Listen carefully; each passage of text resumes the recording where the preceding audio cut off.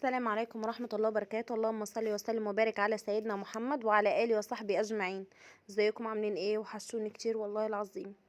النهاردة ان شاء الله نعمل احلى شوية سمك مشوي، يعني بالردة كده، وسمك التونة. حاجة كده خيال، حاجة تحفة تستاهل بقكم ان شاء الله. جربي الطريقة ديك ومش هتندمي. هنا نسمي الله ونجيب السمك بتاعنا. ده سمك بلطي هيبقى مشوي بالردة. انا محبتش ان انا انضفه بره عند الراجل، يعني عند بتاع السمك، قلت لازم انضفه هنا قدامكم عشان تشوفوه ازاي.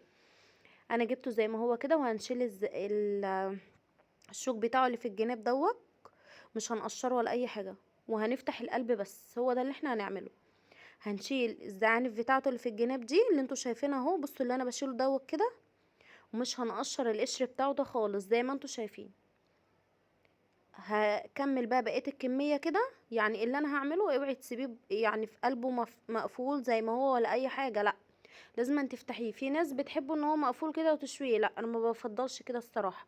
جربي الطريقه دي مش هتندمي، يعني ولا هتقولي هجيبه من بره تاني خالص. كل مره انت اللي هتعمليه. ولادك وجوزك واي حد من حبايبك هيدوقوا منك، مش هيصدق ان انت عاملاه في البيت. من حلاوته، من شكله، ومن طعمه كمان. كفايه النظافه، كفايه اللي انت بتعمليه. حاجتك ضامنه انت غسلاها ازاي، عاملاها ازاي. كل حاجه بايديكي، يعني دي كفيله قوي.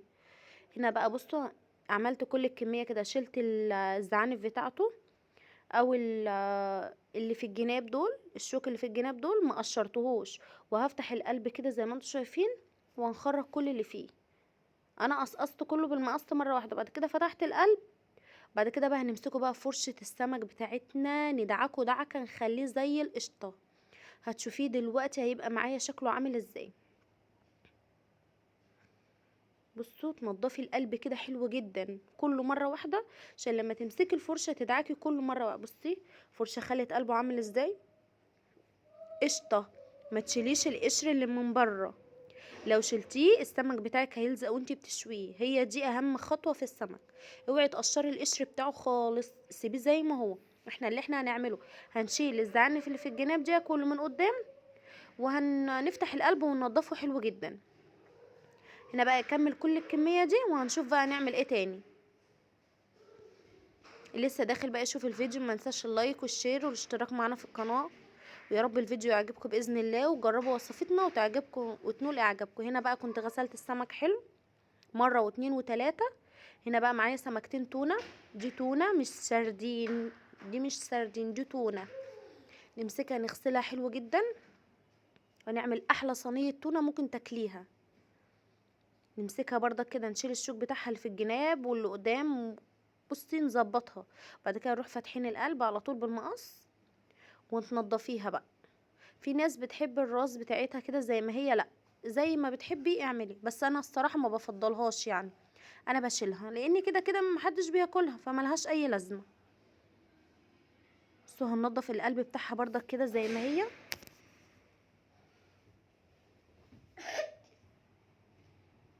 ونمسكها برضك بالفرشه، نخليها لما تبقى زي الفل كده وزي القشطه زيكم. بصوا بقى، انا هنا كنت خلصت السمك بتاعي البولتي والتونه، وشطفته شطفتين تلاتة كده محترمين لحد ما بقت ميته زي الفل. نمسك بقى الحوض بتاعنا، ومكان ما غسلنا ومكان ما عملنا، نظبط الدنيا دي ونعقم ونطهر مكاننا. نمسكه بقى ونمسك الحوض والطبق والبولة اللي احنا عملنا فيها. وفرشة السمك برضك ما بتتغسلش بسلك، دي تغسليها بشوية صابون ومية سخنة وتعقميها بقى. نعقم كل الكلام دوت ونظبط دنيتنا.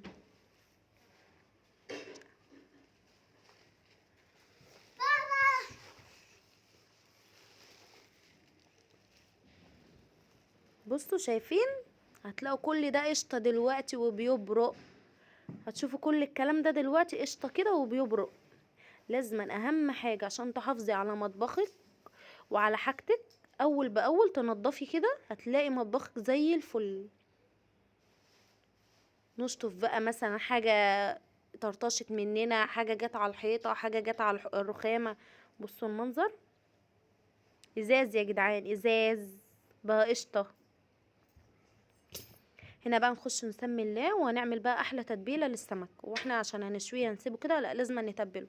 دي هرسه الفلفل اللي انا كنت ضرباها معاكم في الكبه، او لو ما عندكيش، لو انت ما كنتيش عاملاها، هاتي فلفل من عندك واضربيه او افرميه.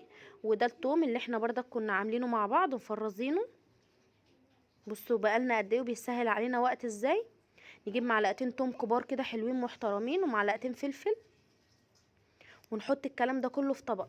ومعانا بقى ليمونتين 3 كده، نحط شوية دقة وحبة كمون وحبة كزبرة. السمك حبيبه ايه، وهو ايه اللي ما يستغناش عنه السمك؟ الكمون والكزبرة. فلفل اسود لا، ما بيتحطش اصلا في السمك. يبقى هنا حطينا كزبرة ناشفة وكمون، والدقة بتاعتنا اللي احنا عملناها ما مستغناش عنها في المطبخ. وقلنا بديل الدقة ديك بديل للملح، بس الصراحة من ساعة ما تعملي الدقة دي ما بتستغنيش عنها.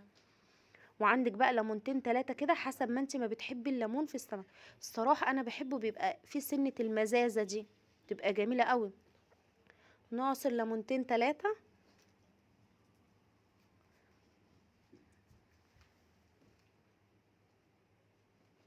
بصي بقى، انت بتتعبي يوم في السنه مثلا بتعملي فيه التوم بتفرزيه وبتعملي فيه الفلفل بتفرزيه، بس بتيجي في وقت زي دلوقتي كده مثلا وانت مستعجله عايزه تخلصي اكلك، مش لسه هتفرمي في الكبه او لسه هتدقيه، لا بتطلعي على طول من الفريزر بتاعك، وتاخدي من كل حاجه معلقه. هنا كنا عصرنا الليمون بتاعنا، هنقلب بقى الخلطة دي ونظبط الملح بتاعها. لو لقيناها دلع شوية هنحط شوية دقة كمان او شوية ملح. الدقة دي يا جماعة بديل للملح.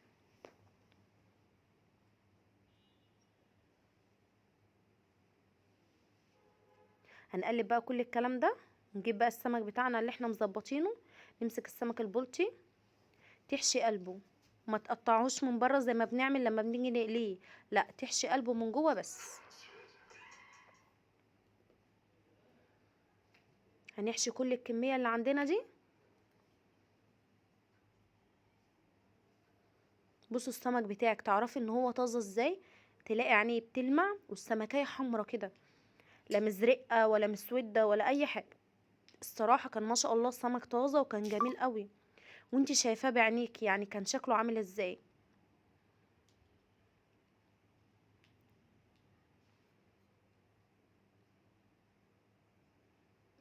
نتبل بقى الكميه بتاعتنا دي كلها ونشوف هنعمل ايه تاني. اهم حاجه دلوقتي ان انتي تظبطي الملح بتاعك والتتبيله، دي اهم شيء. ظبطي تتبيله السمك وظبطتي الليمون بتاعه والملح بتاعك والدنيا، تعرفي ان انت هتاكلي احلى شويه سمك. واهم حاجه الغسيل برضو يا جدعان، دي اهم حاجه في السمك، الغسيل والتتبيله. طلع منك دلع، طلع منك زايد ملح، ما بيبقاش حلو قوي. لما تكوني ظابطه اكلك وظابطه حاجتك كده تبقى ما شاء الله جميله قوي والكل يحلف بيها. هنا برضك هنتبل السمكتين التونه معانا. المعلقتين التتبيله اللي هيبقوا دولك هنعمل بيهم ايه؟ هقول لكم دلوقتي. مش هنرميهم، انا قصدي ان انا ازود في التتبيله شويه عشان هاخد منها لحاجه تاني معينه. نضفي بردك اول باول كده الرخامه بتاعتك، وبعد ما نخلص خالص بنعقمها برضو بشويه ديتول ونظبط دنيتنا. هنا بقى معايا 1 فلفل رومي وبصلتين صغيرين، لو صغير زي ده حطي 2، لو كبير حطي 1، وجزرايه و1 فلفل سبايسي وطماطمايه واحده. هنقطع كل الكلام ده يا اما مكعبات يا اما شرايح زي ما انت شايفه.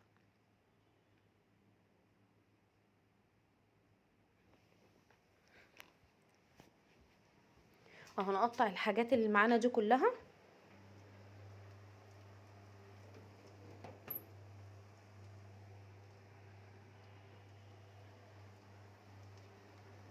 اهو قطعناهم. هنعمل ايه بقى دلوقتي؟ هنقلب كل الكلام دوت،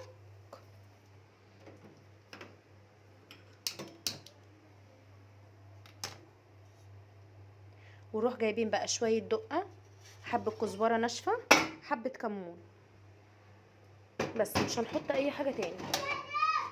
هنعمل ايه؟ هنحط حبه دقه او شويه ملح او حبه كمون او حبه كزبره ناشفه، ونحط بقى معلقتين التتبيله اللي احنا شايلينهم دولك، هيعلولك التست ويعلولك القوام بتاعها، يخلوها في حته تانية، يخلوها تحفه.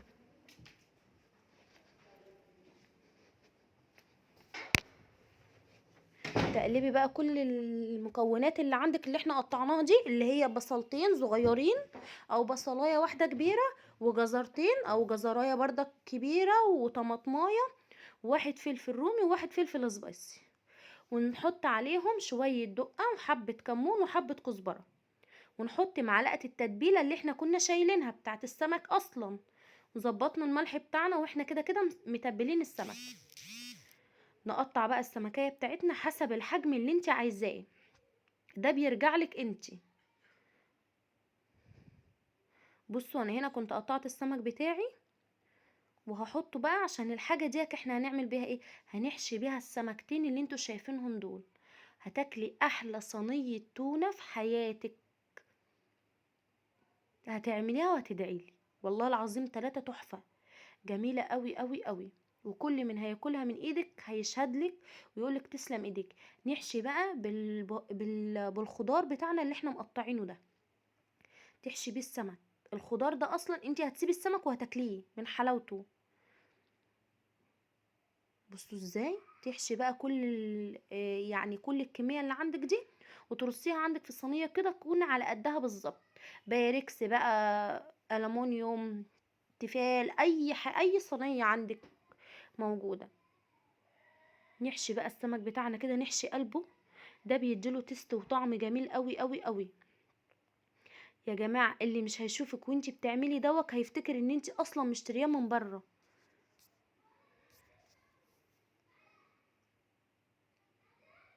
اهو حشينا بقى السمكتين بتوعنا، شفتوا السمكتين كانوا قد ايه؟ بص احنا مقطعناهم وحشيناهم بقى قد ايه. بصوا بقى ناخد بقى بقيه الخضار ده نرش على وشه كده،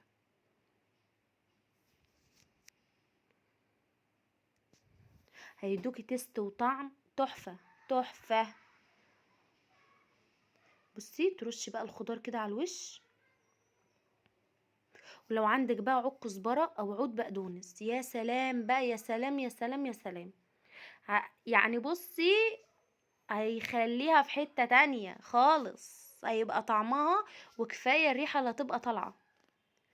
هنا عندك بقى عود كزبرة كده او شوية بقدونس، لو ما عندكش كزبرة او شوية بقدونس. تاخدي الورق اللي من تحت اهو زي ما انت شايفاني، ما تاخديش العيدان اللي من فوق، وتقطعيه كده من على الوش. بصي ترشرشي كده على الوش، يا نهار ابيض يا جدعان، الواحد لما شافها جاع تاني. بصوا اصلا من شكلها. وعندك بقى ليمونه كده كبيره، انت غسلها حلو وتقطعيها شرايح وتحطيها على الوش، دي برضو بتدي تيست وطعم جميل قوي قوي قوي. والتونه ما تستغناش عنها، لازم حته الليمونه اللي انت بتقطعيها من فوق دي. لو ليمونه صغيره حطي 2، لو كبيره ما تعصرهاش زي ما هي كده قطعيها حلقات. بصوا شكل صينيه السمك تشهي. هنا بقى نعمل احلى شويه خلطه للسمك المشوي. عندك الخلاط بتاعك او الكبه، حطي فيها قرنين فلفل حامين، فلفل حار، او مش عايزاه حراق حطي فلفل رومي. وهنا عندك جزرتين 3، يعني جزرتين 3 كده زي ما انت ما تحبي، انت بتحبي التتبيله بتاعتها الخارجيه دي كتير تحطي، مش عايزاها كتير ما تحطيش. وعندك بقى واحد فلفل الوان، يبقى حطينا فلفل حامي وفلفل ملون الالوان او فلفل رومي. بس انا بصوا حاطه فلفل الوان اهوت اخضر واحمر، والجزر بتاعنا ماشي، مش هنعمل اي حاجه تاني. يلا هنضرب بقى كل الكلام ده في الكب.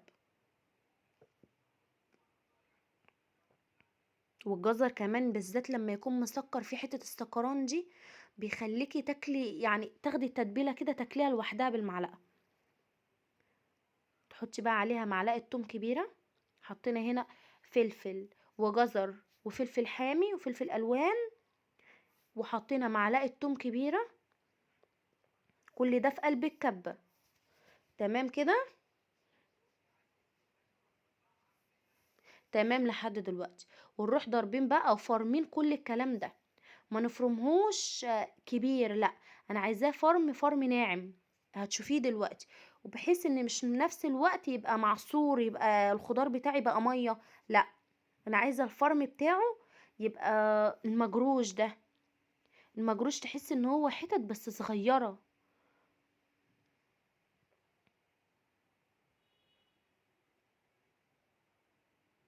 اهو بصوا، شايفينه؟ هتشوفوه دلوقتي بقى مفروم معانا ازاي.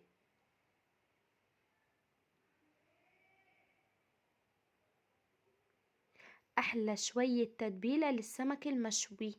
لا تقوليلي مين ولا مش مين ولا اجدع سماك يعرف يعمل التتبيلة دي. تحفة جميلة قوي قوي قوي. واهم حاجة برضك قلنا الحفاظ على الاجهزة بتاعتنا. لو اول باول احنا حافظنا على حاجتنا، ومثلا اي حاجة اتسخت او بهدلت مننا نمسحها اول باول كده، هتلاقي حاجتك ما شاء الله تعيش معاكي العمر كله، وتعيش معاكي اطول وقت يعني ممكن. بصوا انا فرمته ازاي. الخضار بتاعي مش منزل ميه ولا اي حاجه، لان هو دلوقتي هيبك ميته لما نحط له بقى الملح والكمون والكزبره بتاعته. يعني اول ما نتبله هتلاقيه بقى الخضار بتاعنا نزل نسبه الميه اللي فيه. بس اهم حاجه وانت بتضربيه في الكبه او انت بتفرميه ما يعصرش الميه بتاعته. بصوا شكله اهو. هنحط بقى عليها شويه دقه او الملح الناس اللي ما تعرفهاش، وحب الكزبره وحب الكمون. هو دوك حاجة السمك ما يستغناش عنها. السمك لا استغناء عن الكمون والكزبرة. ليمونتين، ليمونتين كده تعصريهم حلوين. لو ليمون صغير حطي 3 أو 4. لو ليمون كبير زي كده حطي ليمونتين كبار، بس يكون فيه المية الحلوة زي ما انت شايفة دي. وبحيث ان الليمون الايام ديك حلو ومليان مية يعني وحلو. وعندك هنا نحط ايه؟ هنحط نص كوباية خل اهو، نص كوباية خل. ونقلب كل الكلام ده. حاسه ان هي مززه معاكي او دلع شويه، ظبط الملح بتاعها. حاسه ان هي مززه كده، حط لها مثلا اقل من ربع كوبايه ميه. التتبيله دي كلها هي ديت اساس السمك المشوي. بعد كده عندك عود بقدونس هنقطعه. برضك مش هناخد العيدان اللي من فوق، هناخد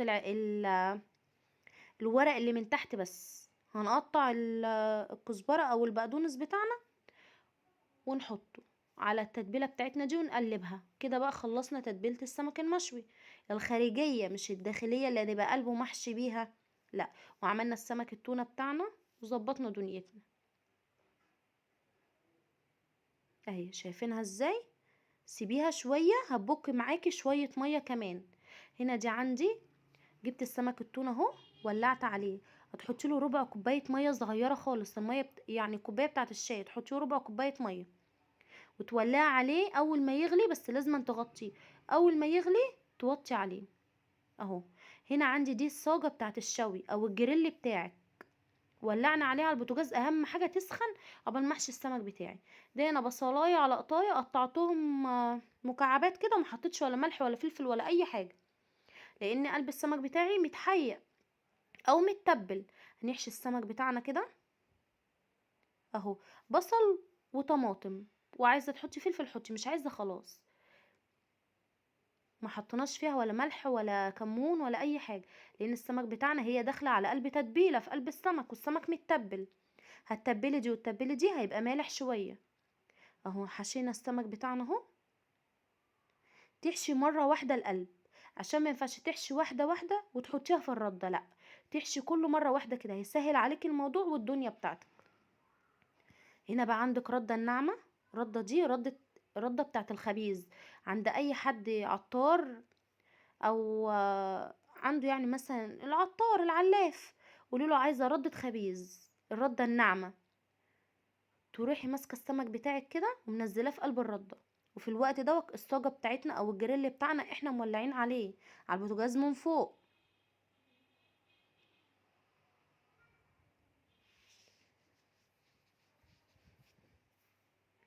ننزل السمك بتاعنا كله. شفتوا بقى فايده ان احنا حشينا كله مره واحده ليه؟ عشان ما ينفعش تحشي واحده واحده وتجيبي الرده، هتلاقي القلب كله رده من ايديكي. لا، تحشي مره واحده وتنزلي كله مره واحده في الرده بتاعتك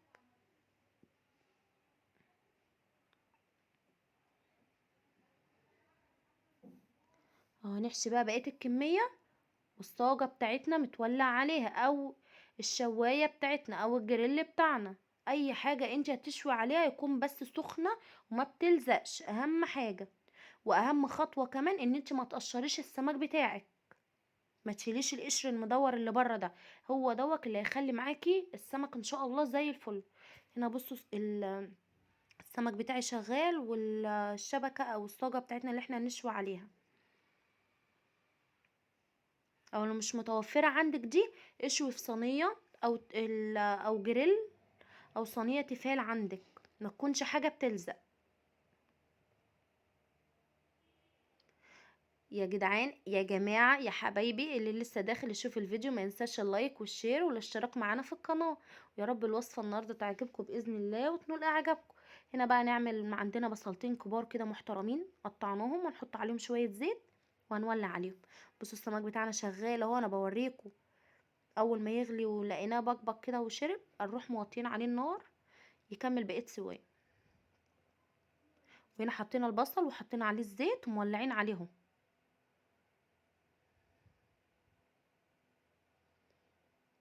ما تقفي في المطبخ كده خلصي حالك اول باول عشان تخرجي كده ومخلصه اكلك ودنيتك. هنا بصوا ناخد السمك بتاعنا اهو، هنرص بقى السمك على الشوايه على نار عاليه. لو وطيتي النار السمك هينشف معاكي، مش هيبقى اخر يعني مش هيبقى احسن حاجه. لو وطيتي النار بتاعتك السمك بتاعك هينشف. ولو السمك كبير خلي النار متوسطه عشان قلبه، بحيث بنفس الوقت القلب ما يبقاش ني. بس انا السمك بتاعي انا كنت جايباه ما كانش كبير قوي، كان الوسط ده اهو انتوا شايفينها. كانت النار يعني لو وطيت هينشف مني. والرز شغال، البصل بتاع الرز والسمك التاني شغال اهو. يعني انا واقفه كل عين عليها حاجه.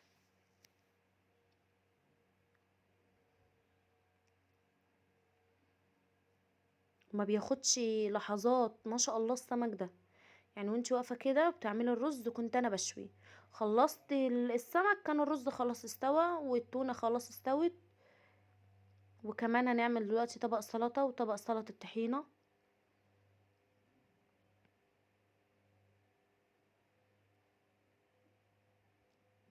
كل شويه تقلبي البصلايه بتاعتك كده عشان ما تتحرقش من جنب وجنب لا. واديكوا شايفين بصوا انا مرضتش ان انا اوقف الكاميرا عشان تشوفوا السمك بتاعنا بيتشوي ازاي. يعني ماشيين مع بعض خطوه بخطوه اهو، عشان الناس اللي نفسها مثلا تعمله في البيت بس ما يعني مش عارفه تعمله او مش حابه ان هي تشتريه من بره. ده اسهل واحسن بكتير وهيوفر معاكي كتير جدا. شوفي انتي الاسعار دلوقتي بقت بكام لما تجيبي كيلو السمك والراجل يشوهولك. بصوا اول ما تعرفي ان هي استوت تمسكي كده المقصوصه بتاعتك وتروحي قلبه السمكيه على طول. بصوا ما شاء الله ما شاء الله تحفه.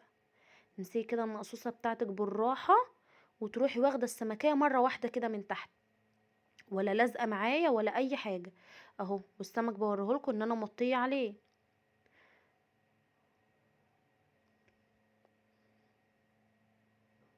بصوا السمك اهو كده استوى، استوى 100%. يعني الجنب ده بصوا انا بدوس عليه عشان اوريكوا طري وجوسي معايا وجميل قوي.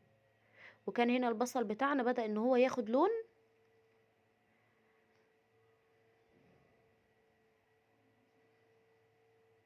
بقى اللون ده بنحط عليه ورقتين لوري وعود قرفة، نكسره نصين كده ونحطه. وعندي هنا كيلو الا ربع رز كنت غسلاه ومصفينه حلو اهو، وهينزل بيه على الرز بتاعنا. هنشوح الكلام ده كله حلو جدا، وروح حاطين بقى عليه نظبط ملحنا ونحط واحد ماجي، قالب ماجي يعني.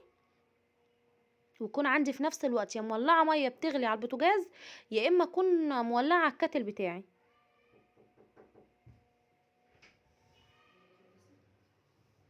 ونحط بقى نظبط الملح بتاعنا كده.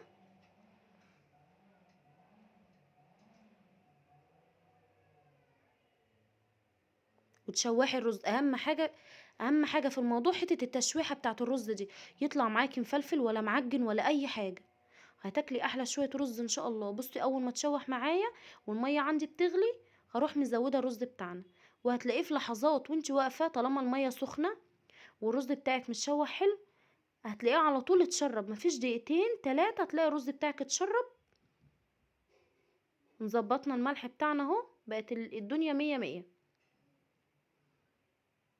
هنقلب بقى ونغطيه.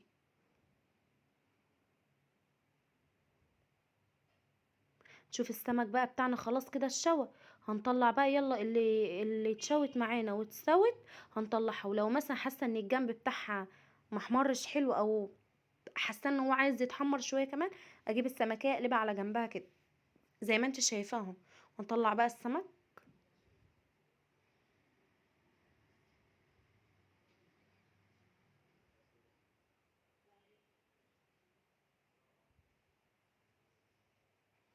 هنطلعها وننضف الصاجه بتاعتنا على طول كده باي معلقه ولا باي حاجه عشان نحط غيرها،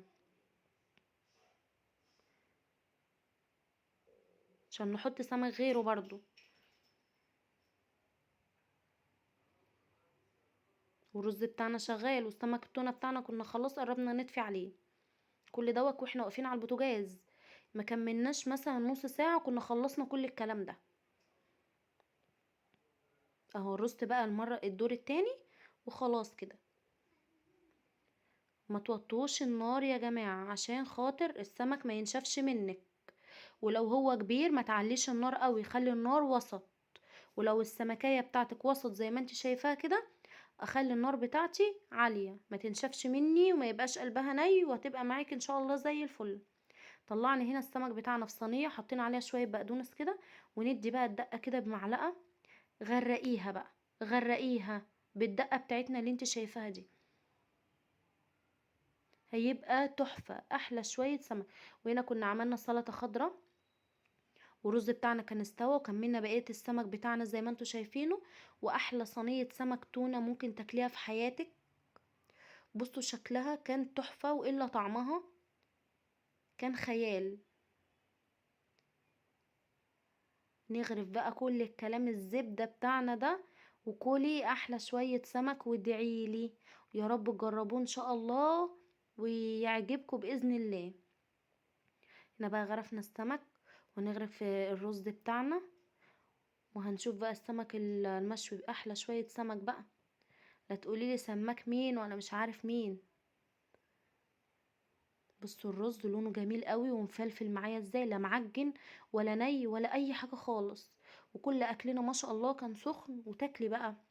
تسلم، وربنا يحسن ما بين ايديكوا، وتسلم ايد كل من بيعمل اي حاجة.